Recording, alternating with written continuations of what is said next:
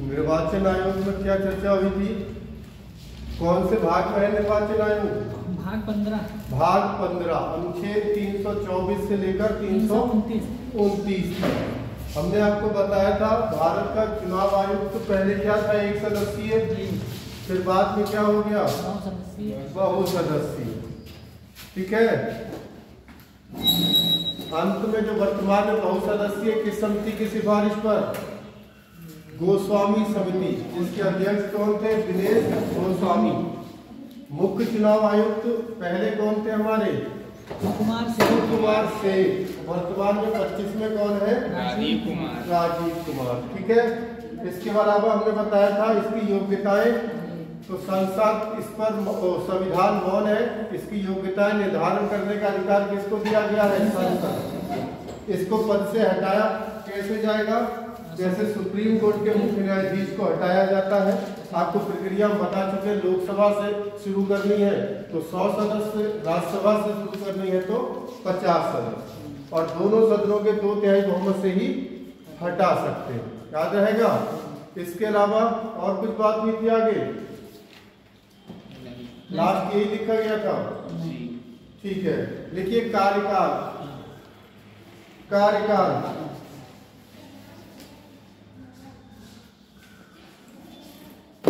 65 वर्ष की आयु तक, पीछे जाना, 65 वर्ष की आयु तक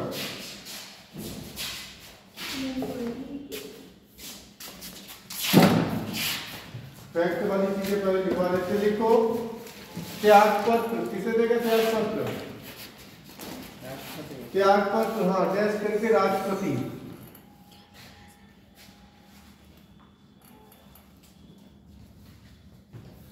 अब डालिए हेडिंग चुनाव आयोग के कार्य। चुनाव आयोग के कार्य।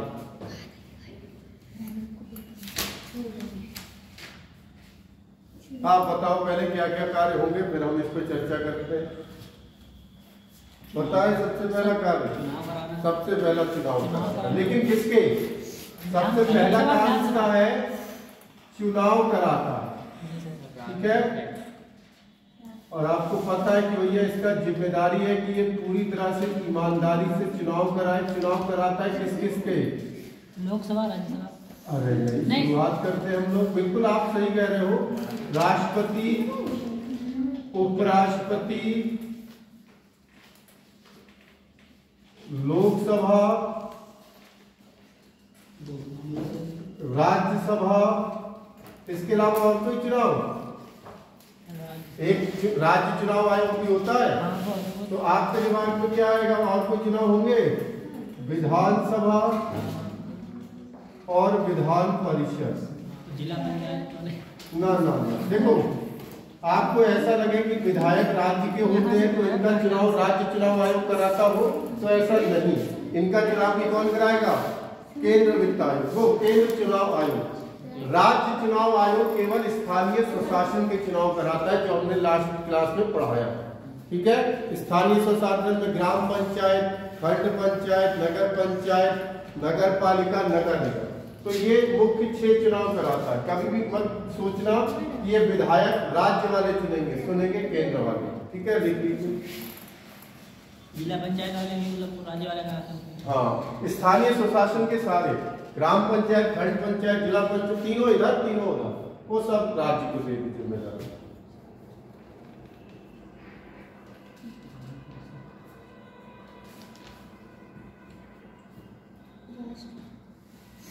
जिला निर्वाचन केंद्र का है।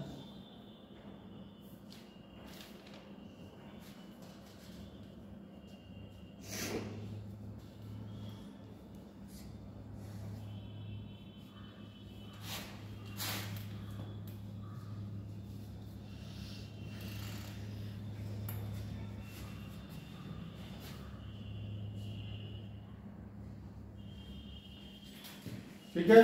दूसरा काम बताए। दूसरा आपने सुना होगा आदर्श आचार संहिता। आदर्श आचार संहिता आपने सुना होगा। आचार संहिता लग गई। तो आदर्श आचार संहिता भी कौन लगाता है? हमारा चुनाव आयोग। ये कितने दिन की होती है? ये 30 दिन से लेकर 90 दिन तक हो सकती है। ठीक है। कब घोषणा, मतलब शुरुआत कब होती है? चुनाव की तिथि, जब चुनाव आयोग चुनाव की तिथि की क्या करता है? घोषणा। तभी से ये क्या हो जाती है? शुरू। और मतगणना के बाद क्या हो जाती है? सभा। नॉर्मल। ठीक है। हालांकि हो सकता है कि इसमें थोड़ा बहुत एक आध दिन का फर्क पड़ जाए, वो चुनाव आयोग के ऊपर है, लेकिन ओवरऑल कह दिया जिस दिन चुनाव आयोग तिथि की घोषणा करेगा चुनाव की, वहां आचार संहिता लागू हो जाएगी। और जिस दिन मतगणना हो जाएगी, रिजल्ट आ जाएगा, चुनाव जो आदर्श संहिता है क्या हो जाएगी? इसको इंग्लिश में एक वर्ड कहते हैं code of conduct. Code of conduct लिखना चाहे तो लिख सकते हैं।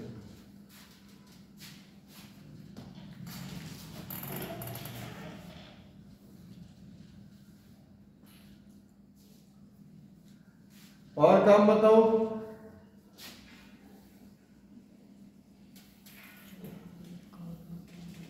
वोटर लिस्ट तैयार। हाँ बिल्कुल सही है, लिख लीजिए। मतदाता सूची तैयार करना। मतदाता, पहले लिख लो, आराम से लिख लो, जल्दबाजी नहीं।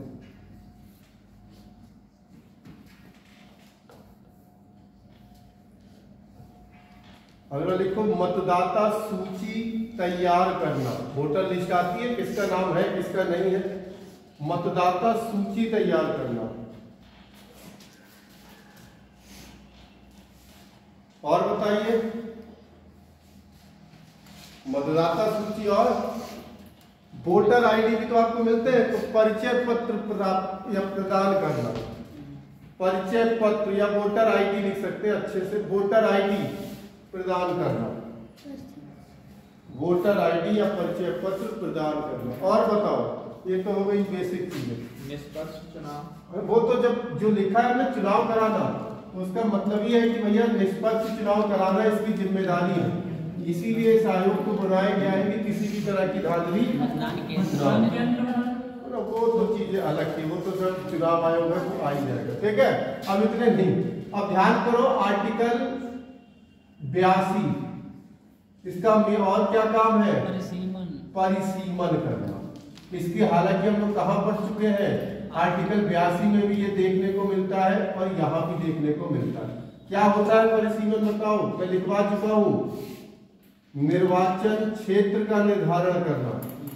देखते हो कहां कहां का वोट पड़ेगा भाई? जैसे पीलीभीत के सांसद बनते हैं तो कहीं का तो सीमा होगी, कितने गांव लोग इस सीमा में आएंगे, तो वो क्षेत्र का निर्धारण कौन करता है? और स्थानों का निर्धारण करना। स्थानों का निर्धारण करना, जैसे भैया किस क्षेत्र से कितनी सीटें होंगी ये भी तो बताना पड़ेगा, तो कोई तो निर्धारित करेगा, तो उसी को क्या बोलते हैं? परिसीमन।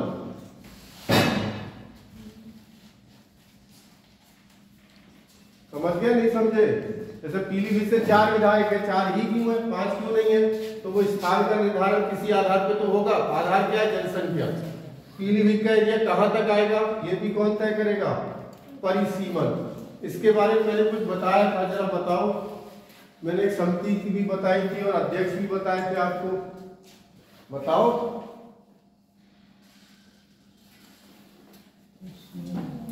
अरे अगला बदलाव कब होना है? 2026 में। हाँ देखो, ये कहा गया था कि परिसीमन कब होगा? प्रत्येक 10 वर्ष बाद। कितने साल बाद होगा? 10 वर्ष ही। क्यों? क्योंकि जनगणना ही 10 वर्ष बाद होती है, तो हमें नए आंकड़े तो 10 साल बाद ही मिलेंगे, तो इसीलिए प्रत्येक 10 साल बाद होगा परिसीमन। लेकिन अब तक हुआ कितनी बार? इसमें 2001 वाला चल रहा है। अब तक केवल 4 बार हुआ है, इतना याद रखो। कितनी बार हुआ है? 4 बार हुआ है। ठीक है। वर्तमान में जो सीटें हैं, जो मेन चीज है वो बता दे रहे। वर्तमान में सीटें कौन सी जनगणना पर आधारित है? 71 जनगणना पर।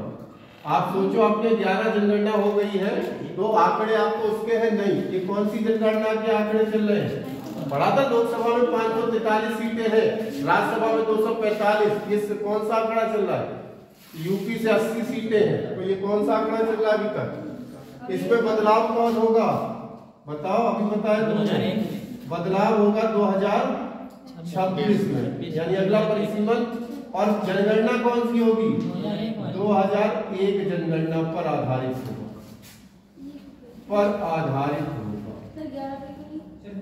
बता रहा हूं। देखो एक चीज है ना, अगर हम लोग 11 पे करते या 21 पे करते, अगर सोचने वाली बात है ऐसा क्यों करा। जैसे अभी सीटें हैं मान लो 500 समझाने के लिए 500 कर दे रहा है 543, तो बहुमत कितने पे हुआ? इसका मतलब 251 पे तो बहुमत हुआ। लोकसभा की बात कर रहे हैं। अब आपको पता है ये लोकसभा पूरे भारत का तो चुनाव है, वही यहीं से तो हम लोग को क्या मिलता है? पूरे भारत का चुनाव है। अब अगर सोच के देखो, अगर जनगणना हम कह दें कि भैया अभी वाली जनगणना है, तो हर राज्य जनगणना को बढ़ावा देगा।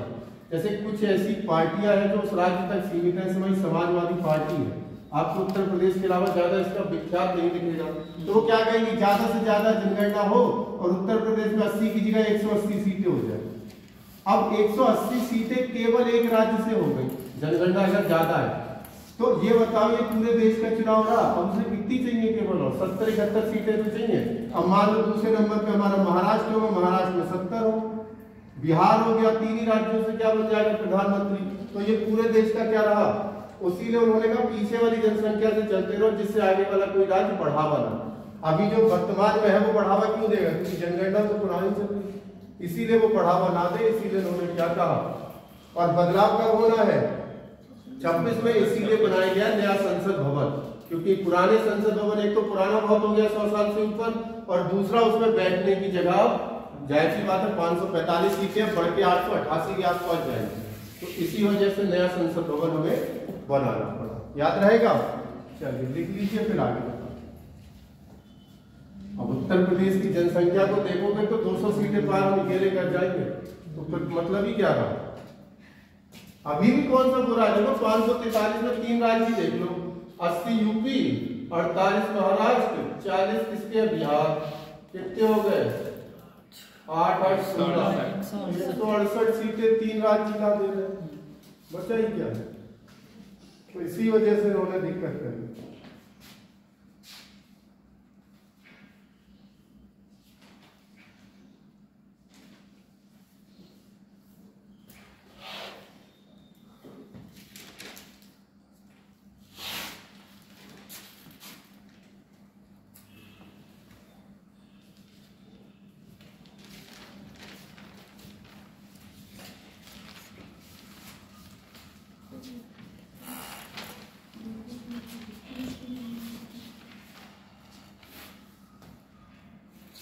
ये इससे पहले 2016 में हुआ था।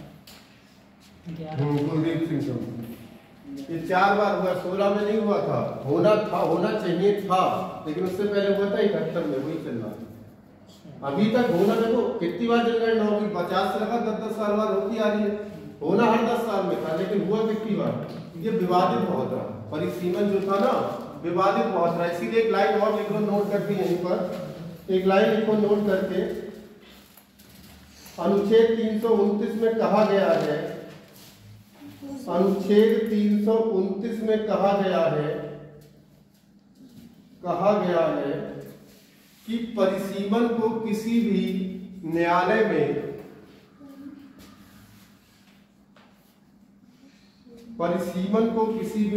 में चैलेंज नहीं किया जाएगा। परिसीमन को किसी भी न्यायालय में चैलेंज नहीं किया जाएगा।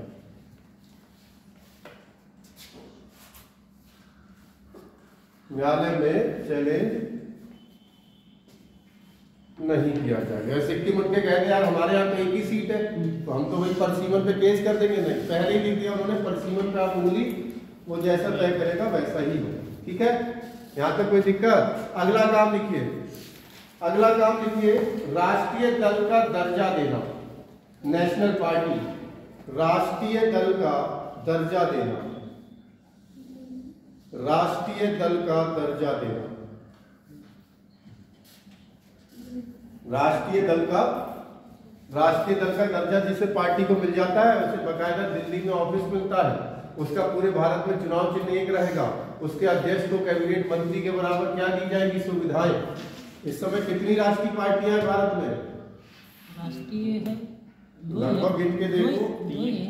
है 3 सर 2 4 अभी तक तो पिछली बार 6 पढ़ी थी हमने, 8 हो गई थी लेकिन 3 घटी, 5 हुई, फिर एक और बढ़ गई, अब 6 है वर्तमान। कौन कौन सी लिखवाते? लेकिन पहले कैसे किसी पार्टी को राष्ट्रीय पार्टी का दर्जा मिलेगा, उसकी शर्तें क्या होती है, वो शर्तें लिखो। नंबर 1, लोकसभा या विधानसभा के चुनावों में, लोकसभा या विधानसभा के चुनाव में, लोकसभा या विधानसभा के चुनाव में कुल वैध मतों का, चुनाव में कुल वैध मतलब वैलिड, गणित में पढ़ा होगा बहुत बार, कुल वैध मतों का 6% प्राप्त करने, 6% प्राप्त करने तथा लोकसभा में या लोकसभा की 4 सीटें प्राप्त करने पर, तथा लोकसभा की 4 सीटें प्राप्त करने पर उसे राष्ट्रीय दल का दर्जा दे दिया जाता है, उसे राष्ट्रीय दल का दर्जा दे दिया जाता है, दल का दर्जा दे दिया जाता है।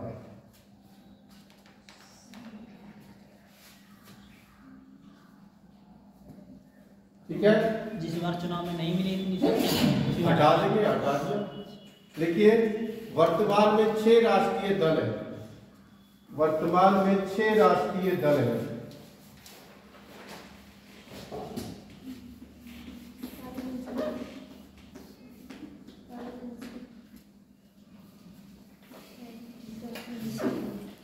तृणमूल कांग्रेस हटी है, एक एनसीपी हटी है, एक और तरह देख लीजिए। डालिए दल, पहला कांग्रेस,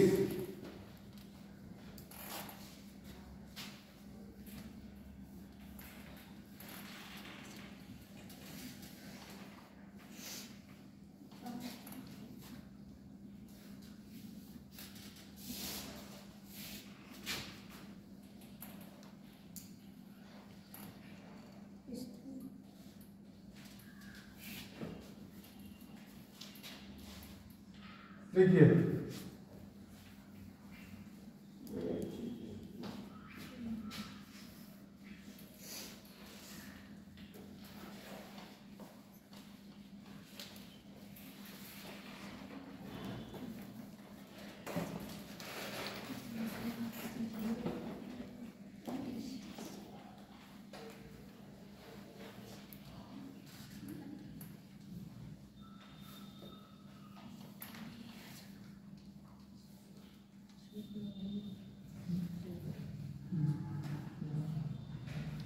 और देखिए बताएं स्थापना कब हुई थी? अरे हिस्ट्री में पढ़ोगे 28 दिसंबर 1885, 28 दिसंबर 1885। डेट ना लिखे 1885 लिख ले, क्योंकि एक पूरा हिस्ट्री में चैप्टर आपको मिलेगा भारतीय राष्ट्रीय कांग्रेस का। संस्थापक बताइए। A.O. ह्यूम एक अंग्रेज थे जिन्होंने इस पार्टी को बनाया था। इनका पूरा नाम था एलन ऑक्टिन ह्यूम। ठीक है, एलन ऑक्टिन ह्यूम। हालांकि कुछ किताबें दादा भाई नौरोजी को भी मानती हैं, लेकिन सही नाम है हमारा A.O. ह्यूम।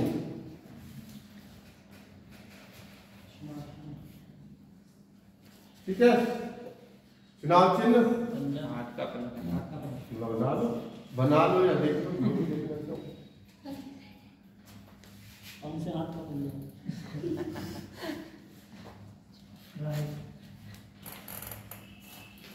चलिए अगली डाल दीजिए।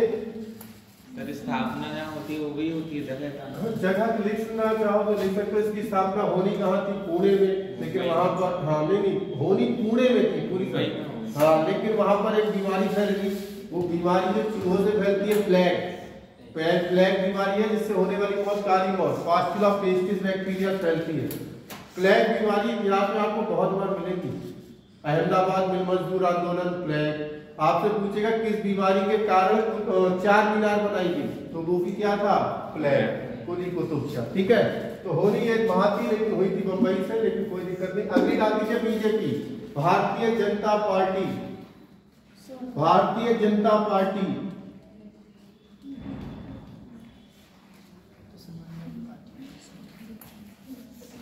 6 अप्रैल 1980। 6 अप्रैल 1980। संस्थापक बताइए। अटल बिहारी वाजपेयी और लाल कृष्ण आडवाणी। 80। अटल बिहारी वाजपेयी और लाल कृष्ण आडवाणी।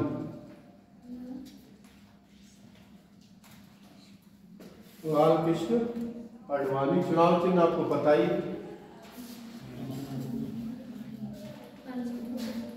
अगली डालिए national people's party. National people's party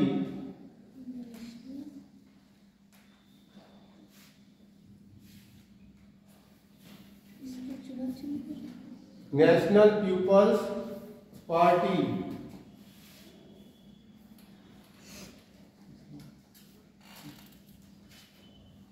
2013 तारीख वैसे है 6 जनवरी 2013। 6 जनवरी 2013। संस्थापक PS संगमा। PS संगमा।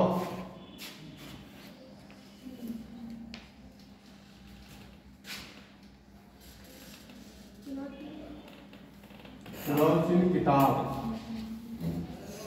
समझाएगी नहीं? किताब ले लो तो है। अगला नेशनल या भारतीय कम्युनिस्ट पार्टी लिखो, हिंदी में लिखो भारतीय communist party.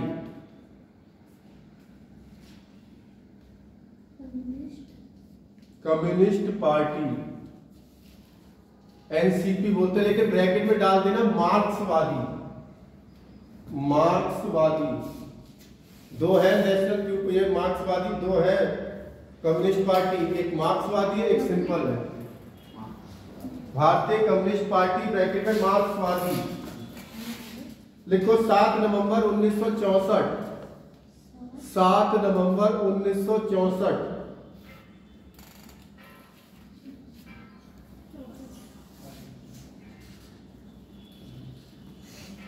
EMS नंबूदरीबाद। EMS नंबूदरीबाद। Jyoti Basu, दूसरे व्यक्ति का नाम लिख सकते हो, ज्योति बसु। इधर से बनेगा ज्योति बसु।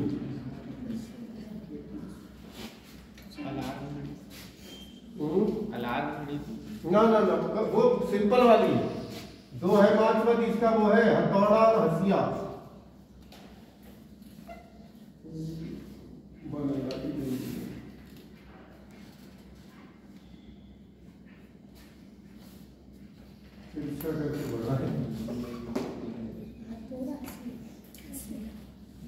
ऐसा करके हथौड़ा है और ये वाला हसिया। डराती नहीं होती ऐसी ये वो जो है वो नेशनल पीपल्स पार्टी की।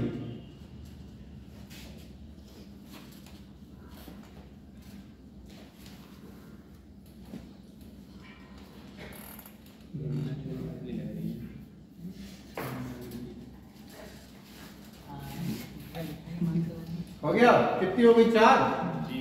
5वीं लिखिए बहुजन समाजवादी पार्टी। बासपा। बहुजन समाजवादी पार्टी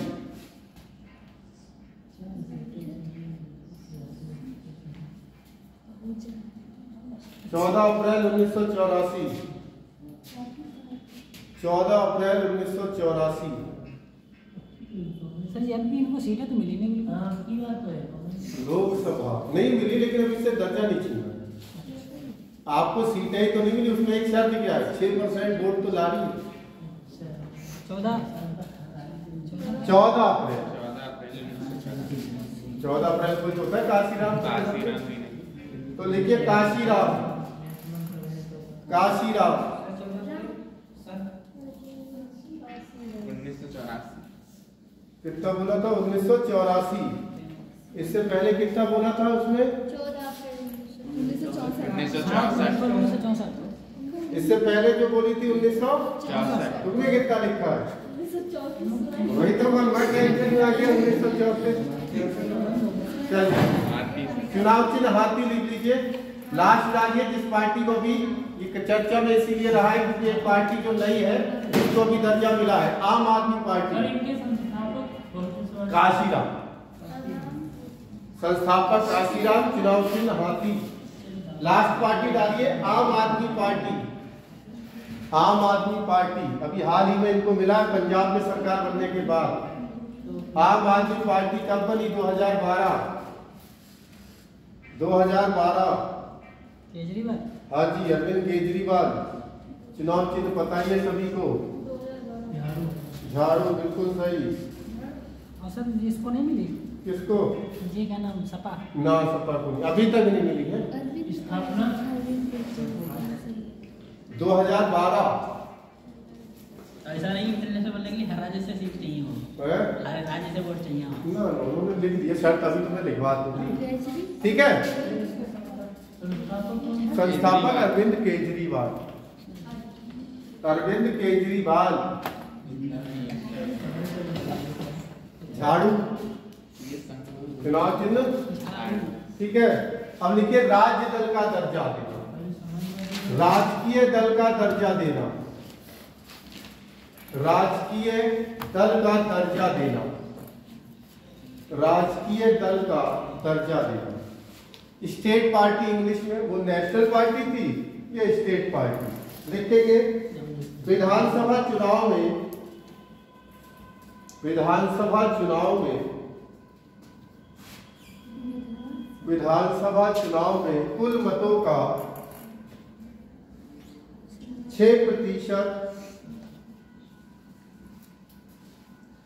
विधानसभा चुनाव में कुल मतों का 6% तथा दो विधानसभा सीटें प्राप्त करना, तथा 2 सीटें प्राप्त करना, 2 सीटें प्राप्त करना।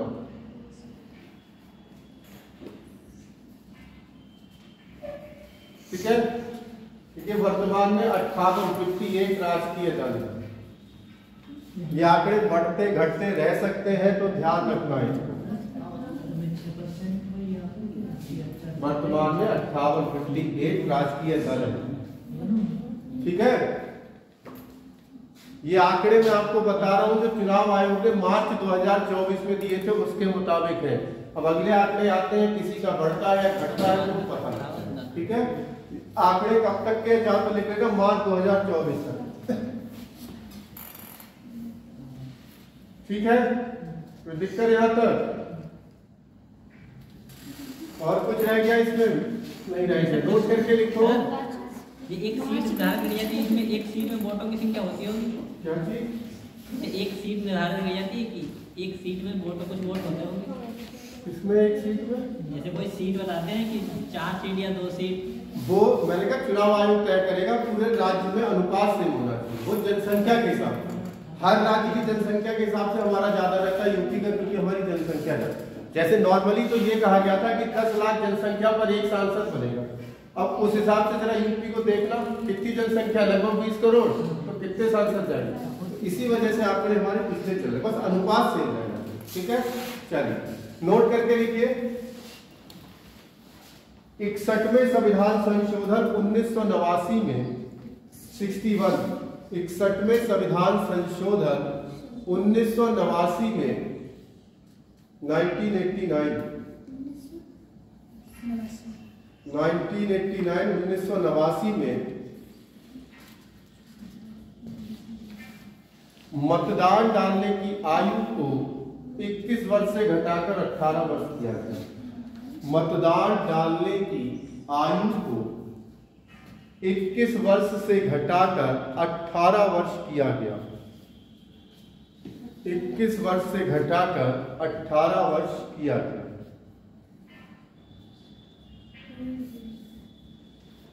ठीक है, पहले वोट डालने की उम्र कितनी थी? 21, और 1989 के बाद से कितनी कर दी गई है? 18। ये हो गया आपका चुनाव आयोग कंप्लीट। इसमें कुछ बच रहा है? वोट को कुछ नहीं लिखाना होगा मुझे लगता है। एक मिनट दिखा दो कॉपी जिसने शुरू से लिखा है चुनाव आयोग, बिल्कुल कुछ रह रहा हो ये कॉपी दे दो।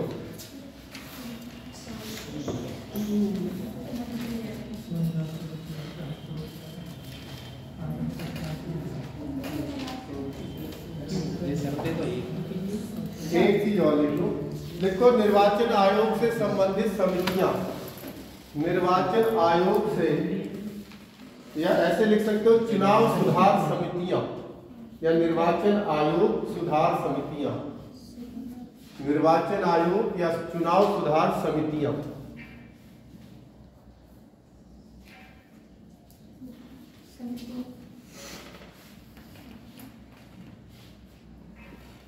बस नाम लिखने हैं। पहला लिखे तारकुंडे समिति, तारकुंडे समिति लिखवा चुका हूं ये तारकुंडे में आपको।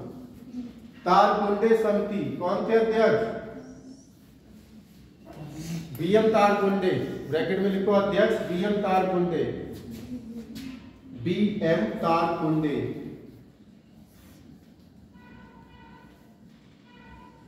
अगला गोस्वामी समिति, गोस्वामी समिति अध्यक्ष दिनेश गोस्वामी,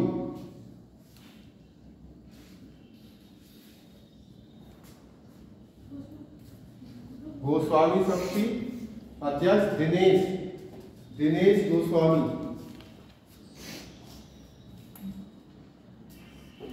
अगला गुप्ता या गुप्त समिति, गुप्ता या गुप्त समिति, गुप्ता या गुप्त समिति अध्यक्ष इंद्रजीत गुप्ता, इंद्रजीत गुप्त।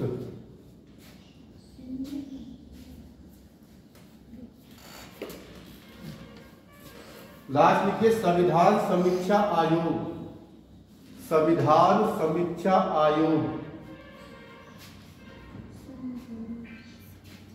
एमएन वेंकट चलैया, एमएन वेंकट चलैया, एमएन वेंकट चलैया।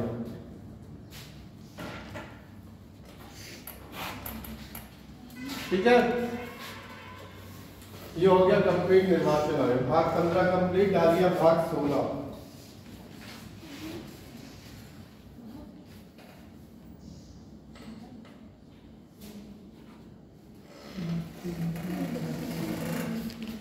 तो यार रुको, एक चीज और लिख लो, यहीं दिखा देते हैं। रुको, डालो हेडिंग बैलेट पेपर। ईवीएम भी बता देना सब, कब शुरुआत हुई, क्या है, कुछ छूटे ना तो ज्यादा बेहतर है। Valid paper, valid paper heading डाल दीजिए, ध्यान आ जाती चीजें। तो क्या होता है वैलिड पेपर बताए? वोट डालने इसमें निशान लगाए जाते हैं। पहले चुनाव डालने के लिए या कराने के लिए वैलिड पेपर का उपयोग किया जाता था। उस पर आप मोहर लगाते थे, उसको मतदान पेटी में डाला जाता था और फिर गिरा जाता था। क्योंकि इनको गिनने में बहुत ज्यादा समय लगता था, तब आविष्कार हुआ किसका? ईवीएम, इलेक्ट्रॉनिक वोटिंग मशीन, जिसको सबसे पहली बार प्रयोग किया गया था 1982 में केरल के उपचुनाव। सबसे पहले कहाँ किया गया? केरल के उपचुनाव में। उसके बाद राजस्थान विधानसभा में चुनाव किया गया। बाद में पूरे भारत में ईवीएम का प्रयोग होने लगा। उसके बाद एक चीज इसमें ईवीएम के साथ याद रखनी है, जो चलन में आई थी उसको बोलते हैं नोटा। सुना है? None of the above. आप जिम्मेदार नागरिक हैं, मान लिया 5 लोग चुनाव लड़ रहे हैं या 10 लोग लड़ रहे हैं, आपको वोट तो डालना है, आपकी जिम्मेदारी है, लेकिन आपको 10 में से कोई कैंडिडेट पसंद नहीं है तो आप किसको वोट दीजिए? नोटा। आ गई बात, नन ऑफ द एबव। इसके अलावा एक है VPAT, VVPAT vote verification pad. अब आपने देखा होगा ईवीएम पे बहुत सारी ऊँगलियां होती, तो अभी किसी ने रिसेंटली वोट डाला नहीं डाला। जब आप वोट डालोगे तो एक मशीन होगी वहां पर ऐसे करके शीशा लगा होगा, वहां जैसी वोट डालोगे वहां एक पर्ची दिखाई देती है कि आपने उसका चुनाव चिन्ह दिखाई देगा जिसको भी आपने वोट डाला, ठीक है। अगर कभी लगता है उस प्रत्याशी को कि भैया ईवीएम खराब है, तो इन्हीं की आप क्या करवा लीजिए, गिनती करवा लीजिए, जिससे आपकी शंका दूर हो। अगली बात समझ में, ठीक है। तो लिखेंगे थोड़ा सा बैलेट पेपर, लिखेंगे भारत में मतदान के लिए बैलेट पेपर का प्रयोग किया जाता था। भारत में मतदान के लिए बैलेट पेपर का प्रयोग किया जाता था, जिसे मतदान पेटी में जमा किया जाता था।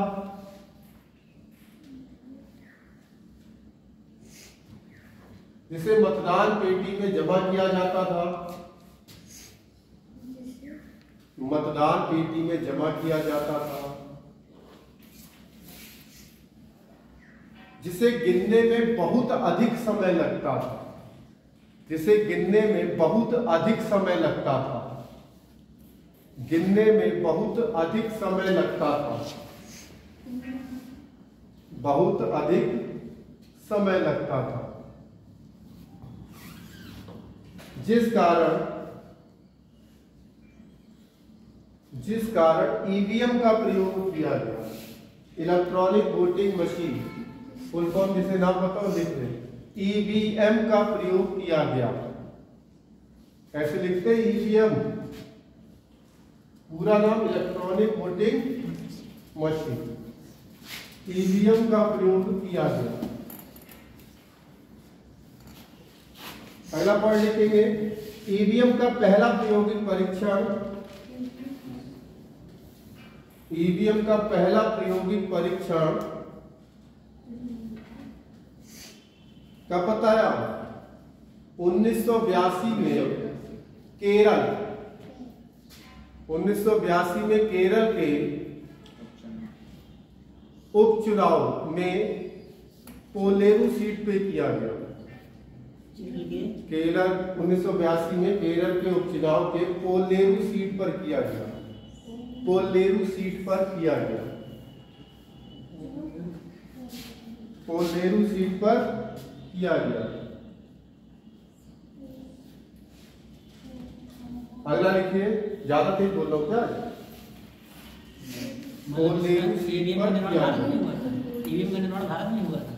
भारत में नहीं हुआ था। भारत में निर्माण का नाम जाता है, तो अभी बता रहा हूं मैं, उनका नाम है जिन्होंने भारत को बना के दी थी। तो अभी देखो ध्यान आ जाएगा ना। आगे लिखो आप, शॉर्ट वीडियो भी बनाई थी 2-4 दिन पहले यूट्यूब पे डली है। लिखेंगे क्या करना, हाँ 2004 में ईवीएम का प्रयोग, 2004 लोकसभा चुनाव में ईवीएम का प्रयोग पूरे देश में किया गया।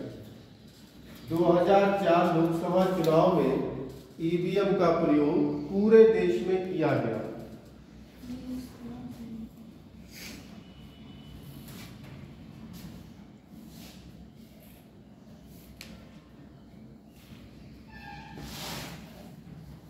अगला 2013 में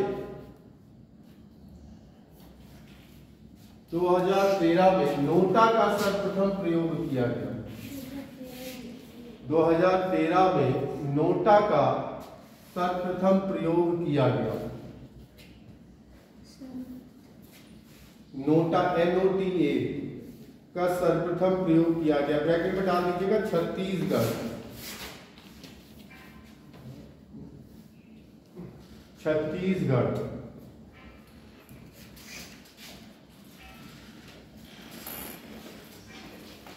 अगला देखिए, ईवीएम मशीन में एक अलग से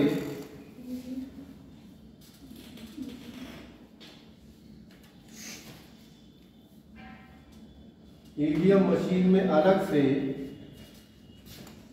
वीवीपैट, एक मशीन वीवीपैट, फुल फॉर्म लिख लेना इसकी, वीवीपैट फुल फॉर्म लिखो, वोटर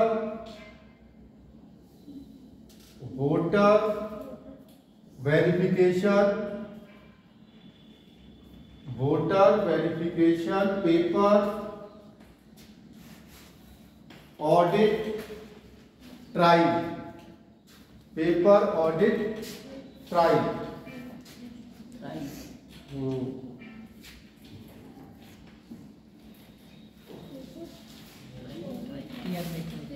ठीक है, ऑडिट ट्रायल TRAIL। नहीं लिख ना क्या, तो नहीं लिखने में मिलकर आ करे तो बता दिया करो, मैं लिख दिया करूंगा, ठीक है। चलिए, अच्छा जो आपकी उंगली पर स्याही लगती है बोर्ड के बाद, वो काय की होती है? काय की होती है? छुटाई कभी नहीं छुटती है। मेरे लोग छुटा लेते हैं, साइट्रिक एसिड हो, और जिसे ज्ञान हो वो होता है सिल्वर नाइट्रेट। तो अगर आप कोई भी खट्टी चीज इस पे घिसोगे तो वो जल्दी छूट जाएगी। देखा नहीं लोग अमरूद घिसते हैं, मैंने देखा तो नहीं, ठीक है। चाहो तो वो लिख लो, स्याही काय की होती है? Silver nitrate.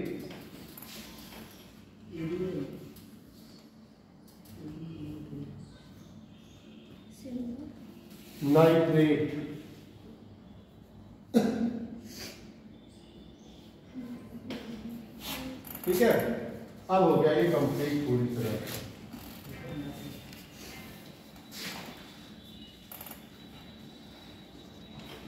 सर ये जो बैलेट पेपर है अब यूज होता है कि नहीं? क्या चीज? बैलेट पेपर अब भी चुनाव में? हाँ, ये चाहो तो लिख भी सकते हो, याद रख सकते हो। स्थानीय सुशासन के चुनाव में आज भी बैलेट पेपर का प्रयोग होता है। देखते हो प्रधानी में तो आज भी चल रहा है, प्रधानी में, ब्लॉक प्रमुखी में, जिला पंचायती, नगर पालिका में आज भी चल रहा है। तो आप लिख सकते हो, लिखना चाहो तो स्थानीय सुशासन में आज भी बैलेट पेपर का प्रयोग हो रहा है। लिख लीजिए, स्थानीय सुशासन के चुनाव में, स्थानीय सुशासन के चुनाव में आज भी बैलेट पेपर का प्रयोग होता है। स्थानीय सुशासन के चुनाव में आज भी बैलेट पेपर का प्रयोग होता है। जैसे प्रधानी वर्धानी आप जानते ही हो, नगर पालिका का होता है, नहीं कभी गड़बड़ भी ज्यादा होती है। साउथ की मूवी दिखाया था, कहता लगाते हैं अपने यहाँ डाल लेते हैं बोले। साउथ की मूवी की तो बात ही मत करो।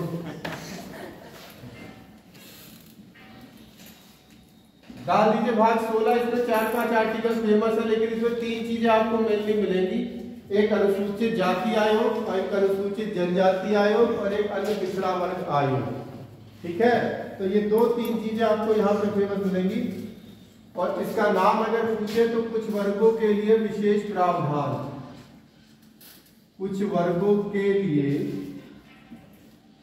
विशेष प्रावधान।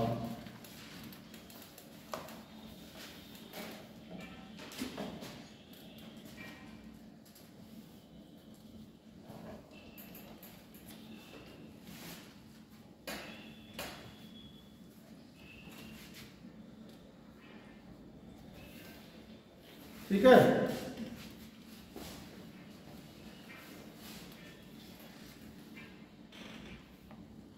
चलो देखो 4 आर्टिकल देख लो, फिर आयु पे आ जाएंगे। पहला देखो आर्टिकल, सुनो पहले और आप मुझे बताओ। आर्टिकल 330, आर्टिकल 330 में क्या है?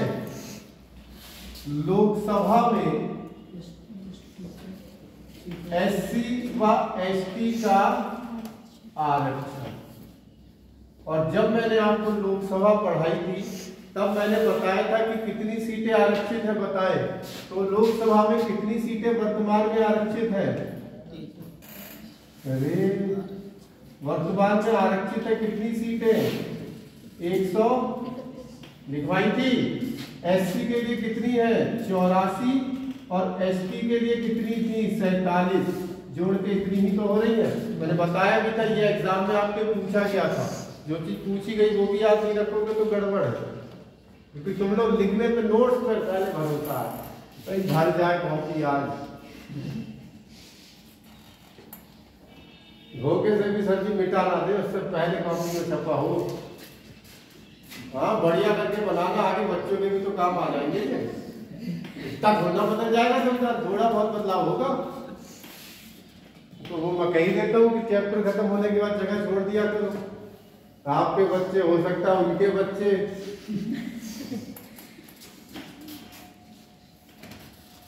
जैसे हिस्ट्री है, हिस्ट्री के नोट्स बनाना कोई पढ़ता है, कल बदलनी है, हिस्ट्री कभी बदलनी है, कभी कभी बदल जाती है। चल अगला देखो आर्टिकल 331। सुन लो पहले, समझ लो। लोकसभा में आंग्ल भारतीय या एंग्लो इंडियन को आरक्षण पहले था। ध्यान रखना, अरे बातें नहीं भाई। वर्तमान में क्या हो गया है? वर्तमान में समाप्त हो गया है। 26 जनवरी 2020 को इसको क्या कर दिया गया? पहले लोकसभा में दो एंग्लो इंडियन उन्हें कहते हैं, अगर किसी को नहीं पता है, एंग्लो इंडियन का मतलब जिनकी माता तो क्या होगी? भारतीय, और पिता क्या होंगे? विदेशी नहीं, यूरोपियन। ना ब्रिटेन के कह सकते हो, पिता भारतीय होते हैं, माता विदेशी होती है। पिता भारतीय, माता विदेशी, तो वो भारतीय बन जाएगी आगे। भाई भारतीय नहीं बन जाएगा। तो सोनिया गांधी देख लो, सोनिया गांधी नहीं देख रहे, ठीक है? तुमको लग रहा भाग 2 नागरिकता ठीक से नहीं पढ़ा हमने, इतने अच्छे से पढ़ाया थे। अगला देखो आर्टिकल 332 देखो, जैसे लोकसभा है ऐसे ही राज्य में क्या होती है? तो विधानसभा में SC ST आरक्षण। अब ये लिख नहीं सकते कितना होता है, क्योंकि हर राज्य अपनी जनसंख्या के अनुपात में देगा, ठीक है? कैसा हो? आर्टिकल 333 में क्या है? विधानसभा में एंग्लो इंडियन, अब हिंदी में नहीं लिख रहा हूं, एंग्लो इंडियन को आरक्षण। लेकिन ये भी वर्तमान में क्या हो गया है? समाप्त, क्योंकि अब हमारे एंग्लो इंडियन की संख्या ना के बराबर, ठीक है? उनकी 2-3 पीढ़ी हो गई तो अब इंडियन हो गई। लिख लीजिए, फिर आते हैं हम लोग आयोग पे।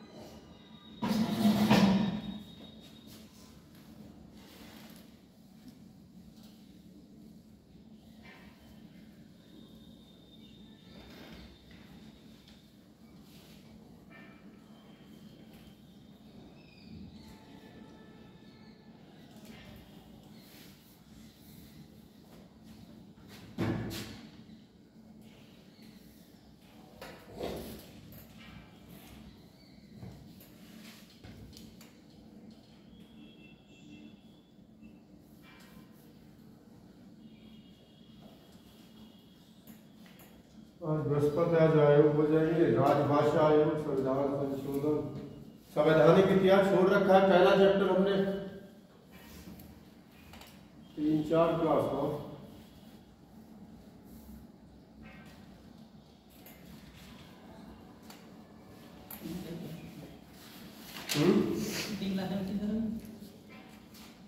फिलहाल से तो कहा कि क्या है, आज बृहस्पति, शुक्र, शनि, बच, लेकिन मैं और क्लास लूँगा पूरे कराने के लिए, सिलेबस पूरा ही कराऊंगा।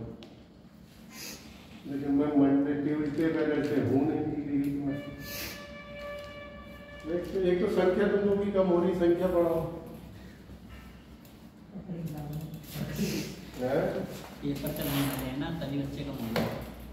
पेपर होने वाले हैं।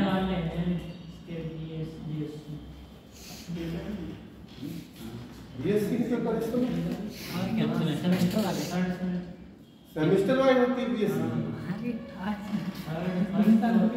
और सेमेस्टर के 4 साल बीए भी बीए सब सेमेस्टर वाइज। सेमेस्टर वाइज हो गया। बीए एमए सब तो कुछ एग्जामिनेशन फीस और वो सब सेमेस्टर वाइज। नहीं एग्जाम फीस कॉलेज की फीस रेगुलर जाती है। अच्छा, बच्चों की रुचि बनाने के लिए पेपर होते रहे, पढ़ता रहे। सीबीएसई बोर्ड नहीं होता, फर्स्ट टर्म सेकेंड टर्म, तो ऐसे करके उनमें भी वो बढ़ता है। सही है। दिसंबर के फर्स्ट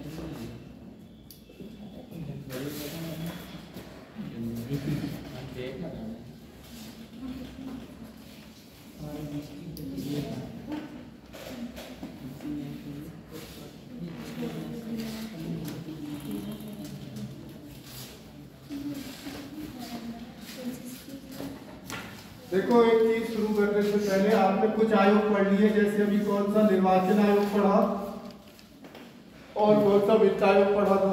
दो ही आयोग तो पढ़े अभी। आयोग दो तरह के होते हैं, एक होते हैं बेटा संवैधानिक, कभी कभी सीधा प्रश्न आ जाता है इससे, और एक होते हैं वैधानिक। इनको संवैधिक भी बोल देते हैं। इनको क्या बोल देते हैं? संवैधिक। अच्छा, असंवैधानिक कौन से होंगे? जिनका जिक्र संविधान में है ही नहीं, तो असंवैधानिक। ठीक। संवैधानिक उनको कहा जाएगा जिनका कोई आर्टिकल होगा, जिनका कोई अनुच्छेद होगा। जितने भी आप आयोग देख रहे हो जिनका अनुच्छेद है, वो सब कैसे होंगे? जैसे हम पढ़ के आए आर्टिकल 280 वित्त आयोग। इसका मतलब वित्त आयोग कैसा है? संवैधानिक है। इसके अलावा हम पढ़ के आए अभी 324 में निर्वाचन आयोग। इसका मतलब ये कैसा है? संवैधानिक। इसके अलावा हम लोग पढ़ेंगे आर्टिकल 338 में एससी आयोग। ऐसे ही पढ़ेंगे 338A में एसटी आयोग। तो इसका मतलब ये क्या है सब? और आगे कौन से पढ़ेंगे? कोई और आयोग है? अभी पढ़ेंगे 343 में राजभाषा आयोग। तो जिस समझ गए, सीधे सीधे प्रश्न आएगा। तो जिनका आर्टिकल देखेगा वो कैसे होंगे? दूसरी चीज, जो न्यायालय द्वारा या संसद द्वारा, न्यायालय नहीं, संसद द्वारा कोई एक्ट या अधिनियम पास करके बने हैं, अधिनियम पास करके बनाए गए हैं, उनको क्या कहेंगे हम? वैधानिक या संवैधिक। जैसे राष्ट्रीय महिला आयोग, आप इसका कहीं भी कोई आर्टिकल नहीं देखोगे। ठीक है। अगला, राष्ट्रीय मानवाधिकार आयोग। तो इनका कहीं पे आप कोई आर्टिकल देख रहे हो? नीति आयोग है? नीति आयोग। नीति आयोग, बिल्कुल सही प्रश्न बोला। अब जैसे ये प्रश्न आया कि बताओ, प्रश्न पेपर में सीधे आ रहा है, नीति आयोग बताओ संवैधानिक है कि वैधानिक है? वैधानिक है। वैधानिक। सोच लेना, आया ही हुआ है प्रश्न। प्रश्न पूछूं कि ये संवैधानिक है, दो ही ऑप्शन। कितना बढ़िया प्रश्न है। दो ही ऑप्शन है, संवैधानिक और वैधानिक। पहले आपको पता है जब कंपटीशन की शुरुआत हुई थी वनडे एग्जाम की, तो उस समय दो ही ऑप्शन होते थे, हाँ का एक ना का। लेकिन भारत में नटवल्लार बहुत है, गया बिना पढ़े उन्हें सारे ना लगा दिए, और उस पेपर में 61 क्वेश्चन ना वाले सही थे, उसका सिलेक्शन हो गया। तब ऑप्शन 3 करे गए, ये नाम वाले। जब अभी ध्यान आ गया वो ऑप्शन से तो है। कितना बढ़िया था उस समय ना। बताओ ये वाले कितने लोग हैं हाथ ऊपर? कोई नहीं है। नहीं, संवैधानिक है। सब ये वाले, सब इस पे।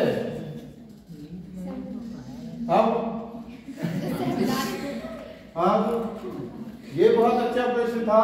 नीति आयोग ना संवैधानिक है ना वैधानिक, नहीं इसका कोई आर्टिकल है, ना संसद ने कोई एक्ट लाया। इसको एक आदेश देके मंत्री परिषद की पास किया गया है। ये कैसे आया है? एक आदेश पास करके आया है। तो अच्छा प्रश्न है कि नीति आयोग ना तो संवैधानिक है और ना ही, याद रहेगा। इसीलिए तो तुरंत इसका नाम पीएम बदल देते हैं, योजना आयोग से इसको कन्वर्ट काय में कर दिया। इसको बोलते हैं थिंक टैंक। ये आप पूरी इसकी डिटेल, नीति आयोग, योजना आयोग, ये भी आ सके को इसमें योजना आयोग तो खत्म हो गया, लिखने से कोई फायदा नहीं। ठीक है, तो इसको नोट करके लिख लेना कि नीति आयोग ना तो संवैधानिक है और ना ही वैधानिक है। ठीक है। अच्छा, ओबीसी आयोग चलो लिखो, फिर ओबीसी आयोग की बताते हैं।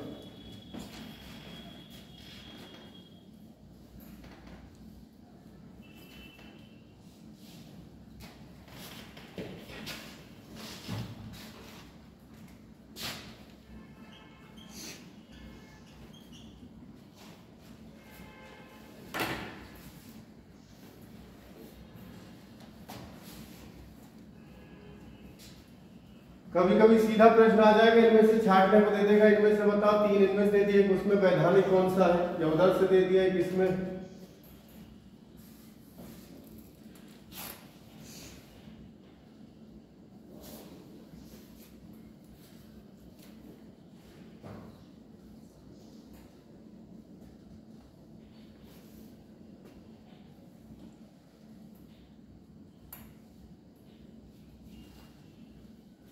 पहले आर्टिकल चलो लिख लो फिर बताते हैं।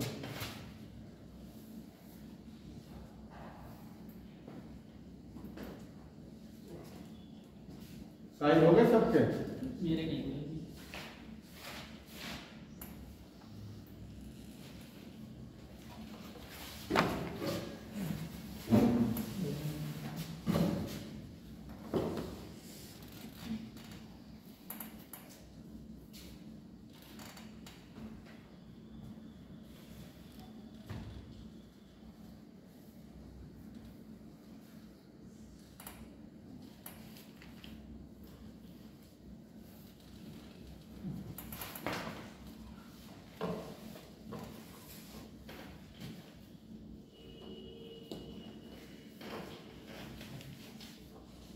इसकी शुरुआत कब से हुई थी?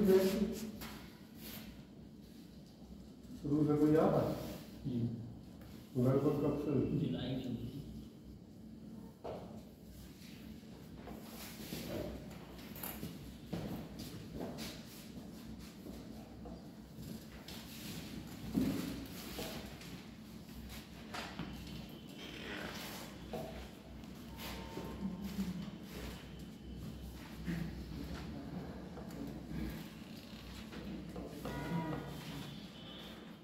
इसका नाम आप क्या कर दिया था नीति आयोग का? अभी भी नीति आयोग नाम है इसका। हाँ, पहले योजना आयोग का नाम बदल के नीति आयोग करा था, थिंक टैंक।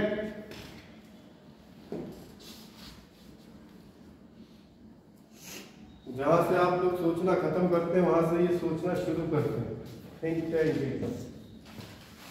आप सोचते हो ना नेता बनना इतना आसान है, मैनेजमेंट एक आदमी अपने घर का ढंग से नहीं कर पाता, यहाँ तो देश चलाने की बात होती है। ऐसे ऐसे काबिल व्यक्ति पड़े, वो देखने में जितने सिंपल है, तो आपने नाम विदेश मंत्री कौन है इस समय हमारे?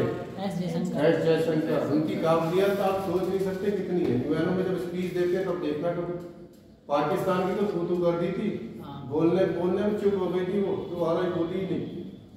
उनकी विदेश मंत्रालय से एस जयशंकर है, और आपको नाम नहीं पता होगा अजीत डोभाल, भारत के वो। अब इतना काबिल व्यक्ति हमारे भारत के जासूस और पाकिस्तान की सेना में भर्ती होकर रहे, 15 साल नौकरी करी, मतलब कितनी काबिलियत रही होगी सोच के देखो। मतलब इस देश से उस देश में जासूस बन के गए, बाकायदा उनकी सेना में 15 साल रहे, नौकरी करी पाकिस्तान। तभी तो जितने भी डिफेंस साइटर है वही तो करते हैं, जो सर्जिकल स्ट्राइक की वही डिजाइन करेंगे, कहाँ जाना है, क्योंकि पाकिस्तान का चप्पा चप्पा उन्हें पता है। जो सेना में रहेगा पता ही होगा, तो उससे ज्यादा काबिल व्यक्ति होगा कोई? डर कितना रहता है वो पकड़े जाने का, और जासूसों की क्या हालत होती है तो सब जानते हैं। और सबसे पहले आपका देश हाथ खड़े करता है। अगर कोई व्यक्ति पाकिस्तान में पकड़ जाए भारत का जासूस है, तो भारत सरकार से पूछा जाएगा आपका है? नहीं, हमारा नहीं। उसकी पहचान पहले से ही गायब होगी इंडिया से। जो रॉ एजेंट होते हैं, रॉ एजेंट बनते ही आपकी नागरिकता खत्म कर दी जाती है, आप इंडियन सिटीजन नहीं। बच बचा के आ गए तो दोबारा दे देंगे, अन्यथा खत्म, हमसे कोई मतलब। तो ये भी ये होती है देश सेवा, ये हम पहले ही से पता है, मरे ना मरे लेकिन कोई लेगा ही नहीं जिम्मेदारी, है नहीं है? डालिए आर्टिकल। अच्छा एक चीज बताओ, लिखने से पहले कुछ भी लिखो, देखो किताबी भाषा है, लिख लोगे अच्छी बात है, लेकिन अगर कॉन्सेप्ट समझ में आ जाए तो ज्यादा बेहतर है। फिर चाहे कोई किताब पढ़ना वो समझ में आए। नॉर्मल सी बात है, ये कौन सा आयोग है? अनुसूचित जाति आयोग है। ये किसकी अच्छाई की बात करेगा? अनुसूचित जाति की। इसका मेन काम क्या होगा कि भैया हमारी जाति के जो लोग हैं, यानी एससी जाति के लोग हैं, इनके साथ कहीं भेदभाव ना हो, इन्हें कोई शिकायत है तो हमसे करें, या इनको कोई दिक्कत हो रही है तो हमसे। मेन काम यही तो होगा। एससी एसटी वालों का मेन काम क्या होगा? इनका काम एसटी वालों को देखना होगा कि इनको कहीं दिक्कत ना हो, कोई शिकायत करनी हमसे कहो, कोई भेदभाव कर रहा है हमसे कहो, यही तो काम होगा। ऐसी ओबीसी आयोग का काम क्या होगा? ओबीसी वालों को देखना, कोई दिक्कत है इसमें? तो कार्य अगर हम एक किसी एक का दिखाएं आयोग का कि एससी जाति की देखरेख करना या इनको कहीं कोई समस्या ना हो, तो वही एससी की जगह अगले में एसटी कर लेना, एसटी की जगह अगले में क्या कर लेना। आगे बात समझ में? तो पहला देखिए, सबसे पहले जो आर्टिकल 338 था, आर्टिकल 338, इसमें आयोग की बात नहीं कही गई थी। इसमें कहा गया था कि भैया एससी एसटी के लिए एक आयुक्त नियुक्त करेंगे। आयुक्त मतलब कोई अधिकारी, ठीक है, पहले इन्होंने ये कहा था, लेकिन आगे चल के फिर इसको बदला गया और इसकी जगह पर एससी एसटी क्या कर दिया गया, आयोग बना दिया गया। आयोग क्या होता है? जिसमें अध्यक्ष उपाध्यक्ष सदस्य शामिल होंगे। यहाँ एक मेलाधिकारी था। थोड़ा और आगे बढ़े 1989 में, तब एससी आयोग अलग कर दिया गया और एसटी आयोग अलग कर दिया गया। जाहिर सी बात है, समय के साथ काम बढ़ता है तो चीजें नहीं समझी, उन्होंने कहा विभागों को अलग कर। आगे बात समझ में? तो लिखना शुरू करें। डालिए आर्टिकल 300, पहले डालिए हेडिंग अनुसूचित जाति आयोग। अनुसूचित जाति आयोग,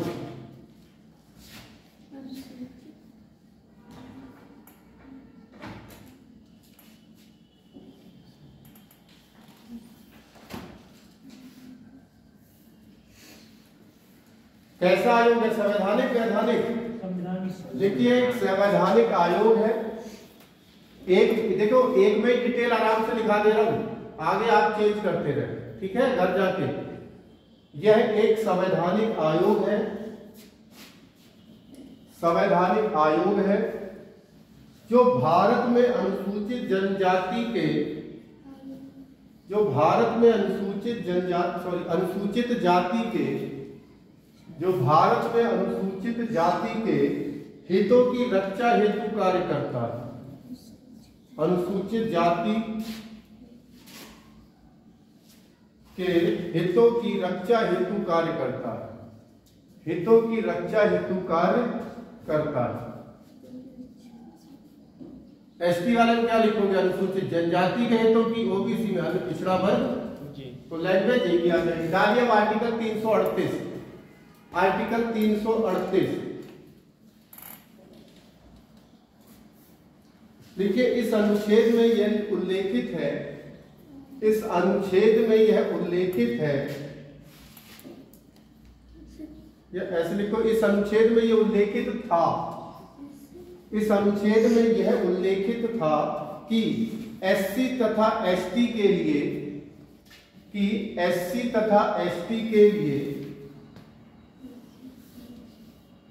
एससी तथा एसटी की स्थिति की जांच के लिए, एससी तथा एसटी की स्थिति की जांच के लिए एक आयुक्त होगा। एससी तथा एसटी की स्थिति की जांच के लिए एक आयुक्त होगा, एक आयुक्त होगा।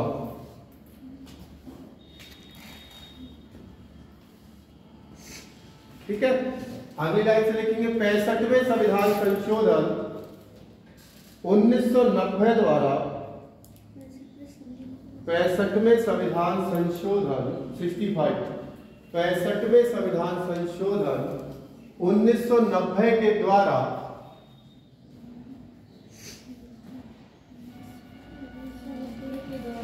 इस अनुच्छेद में संशोधन कर, इस अनुच्छेद में संशोधन कर अनुसूचित जाति, इस अनुच्छेद में संशोधन कर अनुसूचित जाति व जनजाति, अनुसूचित जाति व जनजाति आयोग का प्रावधान किया गया। अनुसूचित जाति व जनजाति आयोग का प्रावधान किया गया। पहले आयुक्त था, फिर क्या बनाया गया? आयोग का प्रावधान किया गया। ठीक है, अगली लाइन से लिखेंगे 89, 89वें संविधान संशोधन, 89वें संविधान संशोधन, संविधान संशोधन 2003 में, 2003 में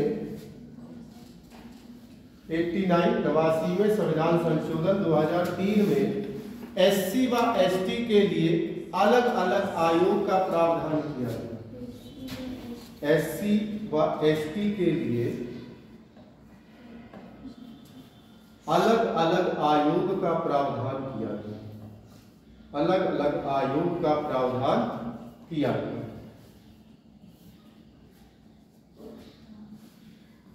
ठीक है, समझ गए तीनों चीजें। तो हम लोग कौन सा आयोग पढ़ रहे हैं? एससी आयोग। पूरा लिखना जाओ, अनुसूचित जाति आयोग। इसमें बेटा एक होता है अध्यक्ष, एक होता है उपाध्यक्ष और 3 होते हैं सदस्य। याद रहेंगे। अब चाहे कोई सा आयोग हो, एसटी आयोग हो उसमें भी ऐसे ही है, ओबीसी आयोग हो उसमें भी। ठीक है, दूसरा देखो, इनका कार्यकाल होता है 3 साल। कितने साल का होगा? 3 साल। ठीक है, इनको अगर पद से हटाना है तो उसी प्रकार हटेंगे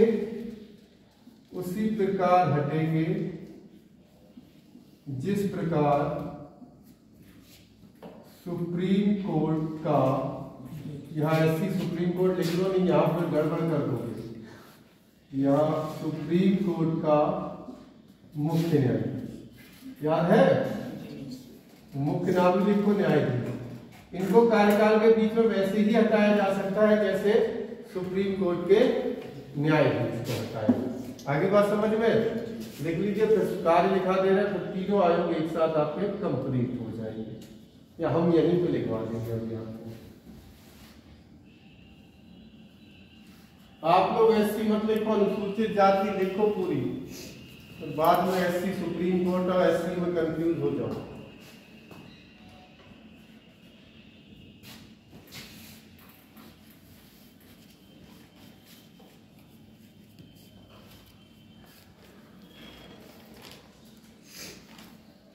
इतने पद है संविधान में, फिर भी दिखा दिए। कहाँ पद है? ये पद पता किसे मिलते हैं जाके? ये हाई कोर्ट के जज, ये सुप्रीम कोर्ट के जज रिटायर होते होने गए। इसकी कोई वैकेंसी थोड़ा नहीं होगी, तुमने निकलती हो। एससी आयोग के अध्यक्ष की नियुक्ति ये कोई बात नहीं होंगे, सब व्रत है ना? बिल्कुल। अरे जो रिटायर हो गया, समाज को खत्म, तो उसके लिए है। घर में टाइम नहीं कट रहा है, चलो आयोग बन जाए। और जितने के आयोग है ना, एससी आयोग, एसटी आयोग, मानवाधिकार आयोग, जब महिला आयोग, इनको आप ऐसा शेर समझो जिसके दांत नहीं है। दहाड़ तो सकता है लेकिन कुछ ज्यादा से ज्यादा ये रिक्वेस्ट कर देगा कि एफआईआर लिख लो। कार्यवाही तो पुलिस ही करेगी, न्यायालय ही करेगी। तो ये चिल्ला तो सकते हैं लेकिन कार्य ऐसा तो नहीं है कि जो एससी आयोग है तो उसमें अध्यक्ष उपाध्यक्ष एससी ही होने चाहिए। ऐसा प्रावधान नहीं, फिर तो आप धर्मनिरपेक्षता की परिभाषा खराब। लेकिन ऐसा रख देते हैं, कोई दिक्कत नहीं है, लेकिन वैसा कहीं लिखा नहीं। ठीक है, तो गड़बड़ वाला एससी में बैठ गया या वो एससी वाला ओबीसी में बैठ गया, हमको तो गड़बड़ कर देगा। गड़बड़ कोई नहीं करता। ये ऐसे पद है ना जहाँ हम लोग जो सोचते हैं वो सोच इनकी अलग ही लेवल की होती। अगर हम जैसी सोच होगी ना हमारी, आप जैसी, जो इस पद पर पहुंच ही नहीं पाएगी। भाई एक डीएम होता है, जिलाधिकारी, एसडीएम, उसकी सोच देखना, उसकी सोच परे होती है। अभी तो कहते हैं कि ना 100 मूर्ख एक तरह 100 व्यक्ति खड़े, एक डीएम खड़ा, तो उसे बचा लो, इनको निपटा लो, क्योंकि काबिल आदमी की जरूरत है आपको। ठीक है, चलिए, ये बातें तो खैर मजाक की है। हाँ, देखिए एससी आयोग या अनुसूचित जाति आयोग के कार्य, अनुसूचित जाति आयोग के कार्य।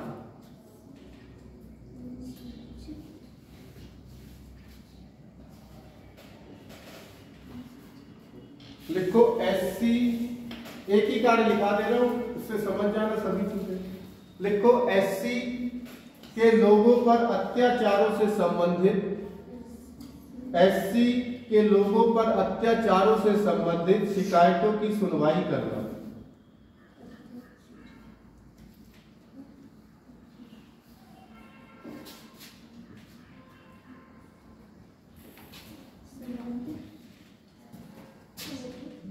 संबंधित क्या बोला था मैं भूल गया।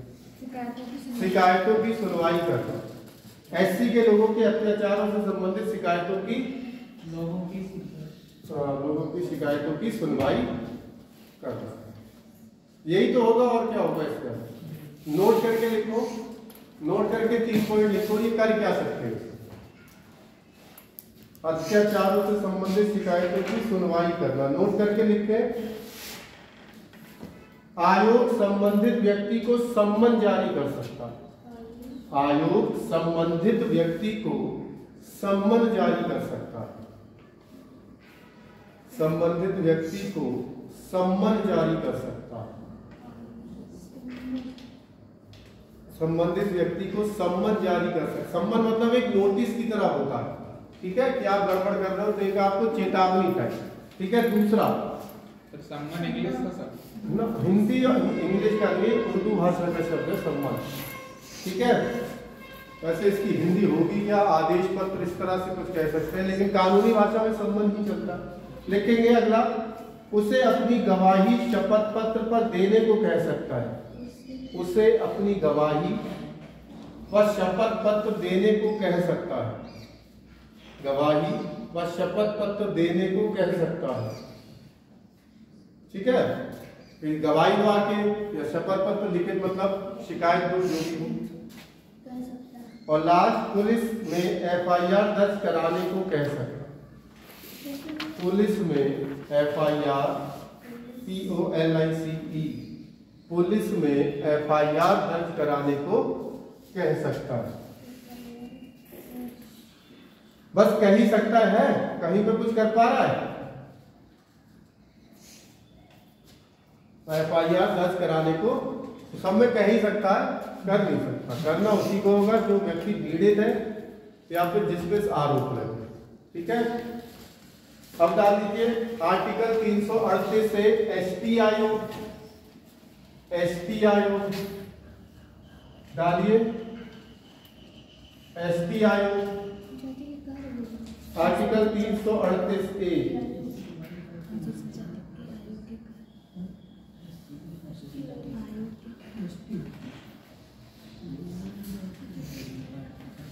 क्या होगी पहली लाइन, वहां पहली लाइन क्या लिखाई थी, अनुसूचित जाति के हितों की रक्षा, तो यहां लिख लीजिए अनुसूचित जनजाति के हितों की रक्षा। बस देखिए आर्टिकल 338 ए, अनुसूचित जनजाति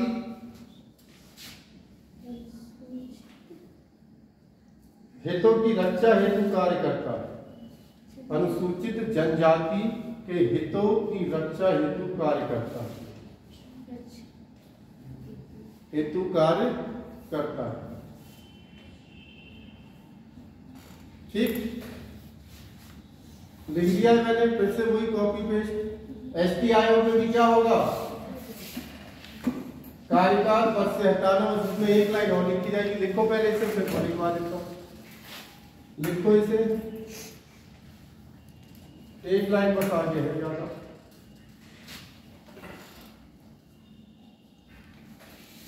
लिखा,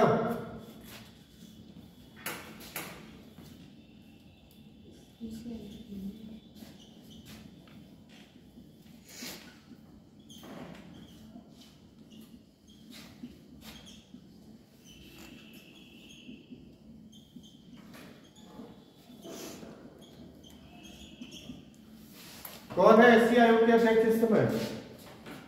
मैंने लास्ट पढ़ा था तो विजय संपाला, अभी अब पता नहीं है, देख लेना एक बार। आप लोग लिख लीजिएगा करंट अपने में, जब भी नोट्स बनाए तो वहां लिख लीजिएगा वर्तमान अध्यक्ष।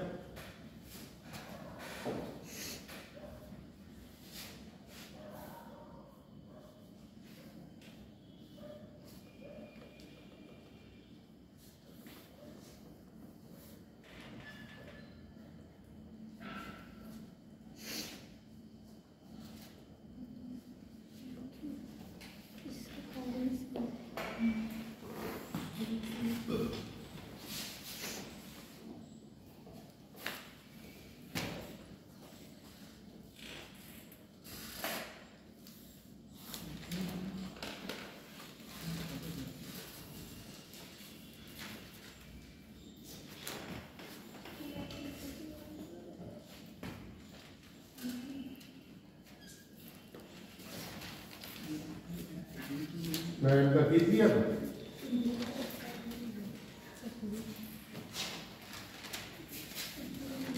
बस यहाँ इनको नोट करने के बाद एक लाइन और बढ़ा दीजिएगा। राष्ट्रपति द्वारा एक महिला की नियुक्ति की जाती है, बाकी का सब वही रहेगा।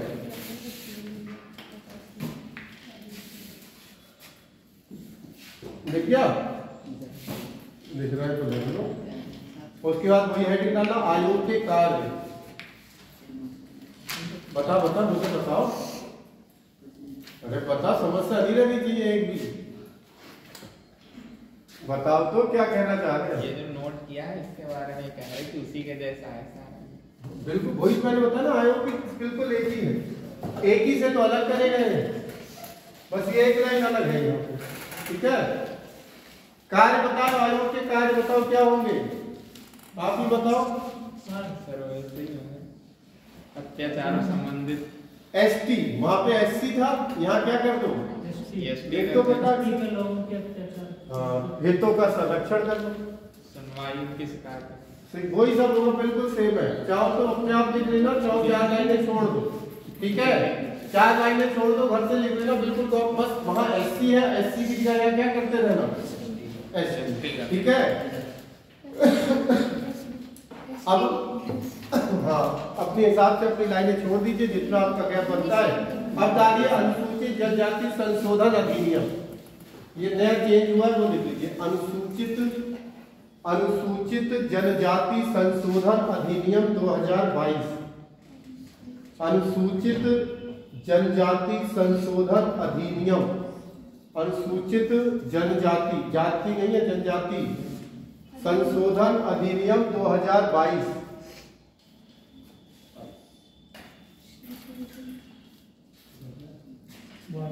ठीक है, लिखो ध्यान से। इस अधिनियम को लोकसभा तथा राज्यसभा द्वारा, इस अधिनियम को लोकसभा तथा राज्यसभा द्वारा व राज्यसभा द्वारा 28 मार्च व 6 अप्रैल 28 मार्च व 6 अप्रैल 2022 को पारित किया गया। 28 मार्च व 6 अप्रैल 2022 को पारित किया गया। तो पारित किया गया, 2 दिन। अरे लोकसभा से हुई थी 28 मार्च को और राज्यसभा से हुई 6 अप्रैल। देखा, लिखा है, समझ गए? दोनों सदनों से पास होना चाहिए ना। ठीक है, अगली लाइन से लिखेंगे 18 अप्रैल 2022 को राष्ट्रपति से स्वीकृति प्राप्त हुई। 18 अप्रैल 2022 को राष्ट्रपति से स्वीकृति प्राप्त हुई। राष्ट्रपति से स्वीकृति के बाद ही तो कोई कानून बनता है को। जी हाँ, 2022 को स्वीकृति। कानून कैसे बनता है? कोई दोनों सदन पास कर दे और लास्ट में हस्ताक्षर या स्वीकृति कौन दे दे? राष्ट्रपति। ठीक है, तो ये हो गया कानून। अगली लाइन से लिखेंगे था क्या है, लिखेंगे इस अधिनियम में त्रिपुरा की अनुसूचित जनजाति, इस अधिनियम में, इसी में, हाँ जी, अब था क्या इसमें ये भी तो लिखोगे। इस अधिनियम में त्रिपुरा की अनुसूचित जनजाति, त्रिपुरा की अनुसूचित जनजाति, अनुसूचित जनजाति की सूची में कुकी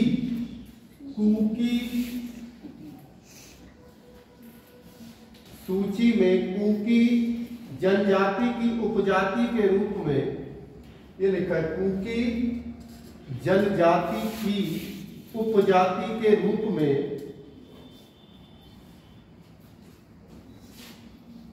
दारलोग समुदाय को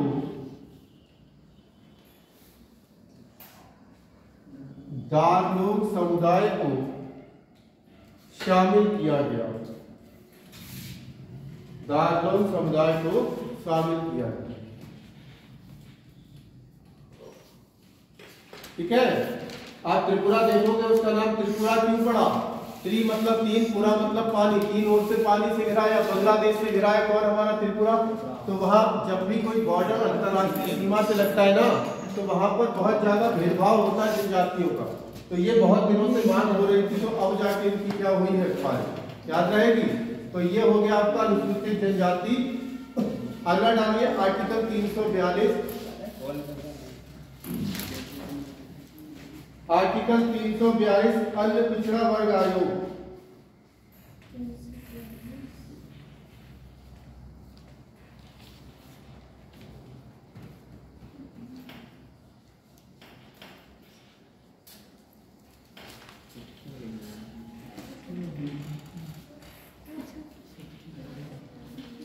अन्य पिछड़ा वर्ग आयोग लिखेंगे नोट करके। 102 में संविधान संशोधन, 102 में संविधान संशोधन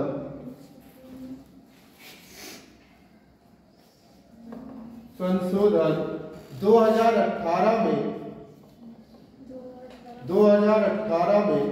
राष्ट्रीय पिछड़ा वर्ग आयोग के गठन का प्रावधान किया गया। 2018 में राष्ट्रीय पिछड़ा वर्ग आयोग के गठन की बात कही गई।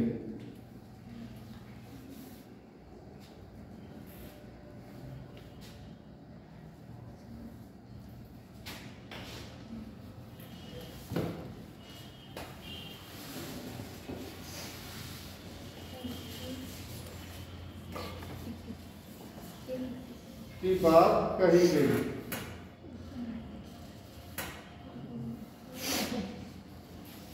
ठीक है, लिख लीजिएगा आर्टिकल 338 बी। अब किस आर्टिकल में आ गया है ये? अनुच्छेद 338 बी, 338 बी। कितना समय हुआ? 22। 22।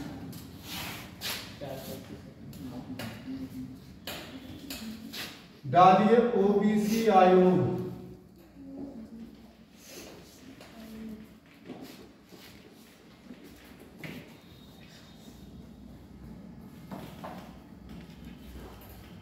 क्या लिखेंगे इसमें? ओबीसी के हितों के संरक्षण हेतु लिख लीजिए।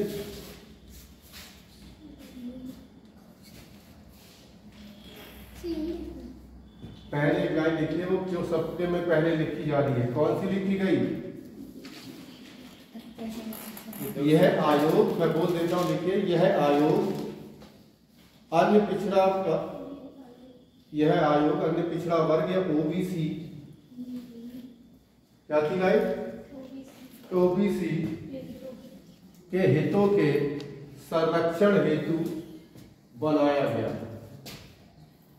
संरक्षण हेतु बनाया गया।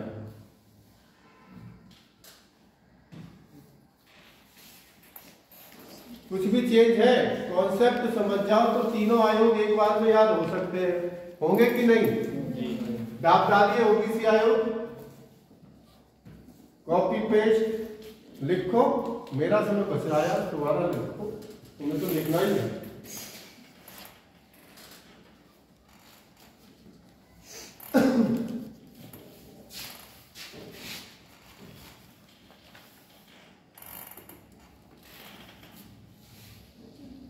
आज हमारे 4 आयु कंप्लीट हुए। कल इंपॉर्टेंट होगा राजभाषा आयोग, वो बहुत खास है। राजभाषा आयोग और संविधान नहीं, 18वें भाग का आपातकाल 2 चीजें हो पाएगी कल। एक क्या हो पाएगा? राजभाषा आयोग। हमारी राष्ट्रभाषा कौन सी है? ये आपका जो गलत फहमी है वो कल राजभाषा है। राजभाषा नहीं, राजभाषा। राज्य और राज में अलग अलग अंतर है। ठीक है, राज मतलब ऑफिशियल लैंग्वेज, राज्य मतलब स्टेट लैंग्वेज। ठीक है, तो जो कहते हैं हिंदी हमारी राष्ट्रभाषा है, वैसे तो कहीं ना कहीं बचपन में किताबों में लिखा भी है कि हिंदी राष्ट्रभाषा है, लेकिन वो गलत लिखा है, वो सही हम लोग कल पढ़ेंगे। मातृभाषा तो मदर टंग है, वो कोई भी हो सकती है। यहाँ वाले की हिंदी है, महाराष्ट्र वाले की मराठी होगी, कर्नाटक वाले कन्नड़ होगी। ठीक है, उसमें हम लोग कल चर्चा करेंगे। सर वही लिखेंगे। हाँ वही सब लिखना है, कार्य ओबीसी कर दीजिएगा, नोट कर दीजिएगा, वही सारी चीजें हो जाएगी।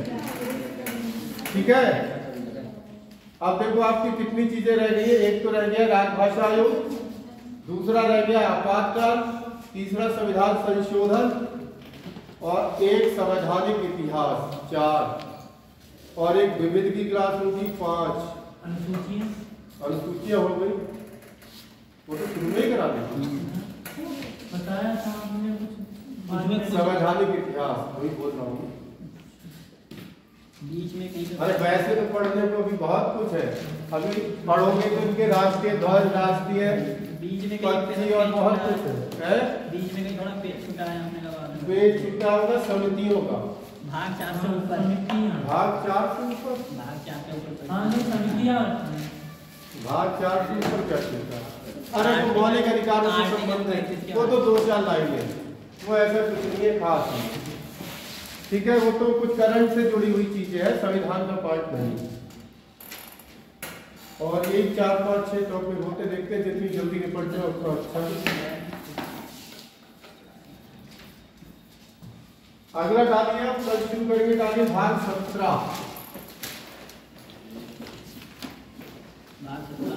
डालना, चाहे मैं डालूं, थोड़ा समझ ही लो। देखो अभी हम लोगों ने कहा भाषाएं कितनी प्रकार की होती है। एक होती है कौन सी भाषा? एक होती है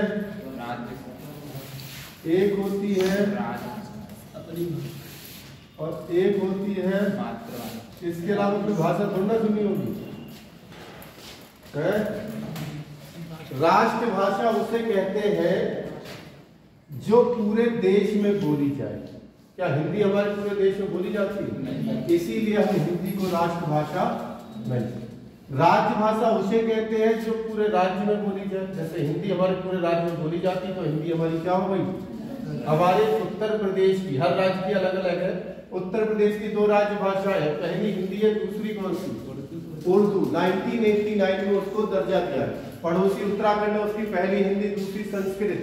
हालांकि कोई संस्कृत बोलते थोड़ा ना सुना होगा कभी, ना उर्दू बोलते पे सुना होगा, कुछ शब्द ले लेते हैं। ठीक है, राजभाषा इसका मतलब है राजकाज की भाषा, ऑफिशियल लैंग्वेज, जिसमें हमारे सरकारी काम, राजकीय काम होते हैं, उसी को हम लोग क्या बोलते हैं? मातृभाषा। बचपन में जब पैदा हुए सबसे पहले जो भाषा आपने सीखी वो आपकी क्या होगी? मदर टंग, यानी कि मातृभाषा। ठीक है, तो कल हमारा जो टॉपिक होगा वो कौन सा होगा? ये है और ये है, इन दोनों पे चर्चा होगी, उन पे कोई चर्चा नहीं। अंतरराष्ट्रीय भाषा कौन सी? इस समय तो इंग्लिश बनी हुई है, लेकिन आपको पता है इंग्लिश में भी बहुत वैरायटियां हैं। अमेरिकन इंग्लिश अलग है, ब्रिटिश इंग्लिश अलग है। जैसे आप लोग कहते हो मोबाइल फोन, अमेरिका वाले, ब्रिटेन वाले कहते हैं सेल फोन, यूएसए वाले बोलते हैं नंबर प्लेट, और वो वाले बोलते हैं व्हीकल प्लेट। तो बहुत फर्क है। आपने देखा होगा इंग्लिश में शब्द भी क्या हो जाते हैं? साइलेंट हो जाते हैं। मूक भाषा है कि सुनामी की स्पेलिंग क्या है? आदमी ये तो पूछता है कि टी से शुरू होती है सुनामी, तो ये साइलेंट क्यों होते हैं? जो आपने सुनी होगी ऑक्सफोर्ड यूनिवर्सिटी, जहाँ ऑक्सफोर्ड डिक्शनरी बनती है, तो कई देश अपना अपना देते भाई ये शब्द शामिल करो, ये करो, तो जहाँ कहीं विवाद दिखता है उसको साइलेंट कर देते। तो ये तो ऊपर की चीजें हैं। ठीक है, चलिए तो आज इतना ही रखते हैं, कल इसके आगे की चर्चा हो गया। 1 मिनट। अरे बहुत है।